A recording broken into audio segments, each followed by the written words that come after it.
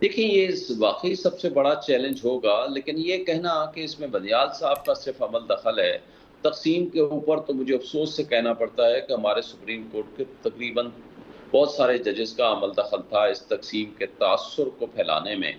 माज़रत के साथ मैं कहूँगा, ये देखें इंटेलेक्चुअल्स के दरमियान डिफरेंस ऑफ ओपिनियन हुआ करता है बिल्कुल। और वो होना भी चाहिए ताकि कोई अच्छा रिज़ल्ट सामने आए, कोई अच्छी जजमेंट सामने आए।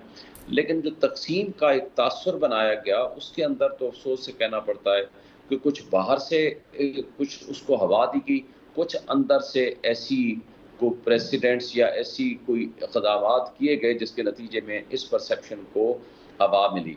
लेकिन मेरा ख़्याल है कि काज़ी फ़ाइज़ा साहब को ये सबसे बड़ा चैलेंज होगा कि इस तक़सीम के तासुर को ख़त्म करें। डिफरेंस ऑफ ओपिनियन होती हैं, होनी भी चाहिए, उससे कोई फ़र्क नहीं पड़ता। लेकिन बहरहाल अगर वो इस तासुर को ख़त्म करने में कामयाब होंगे, तो ये बहुत बड़ी कामयाबी होगी काज़ी साहब की और फिर निज़ाम इंसाफ़ बेहतर अंदाज़ से आगे चलेगा।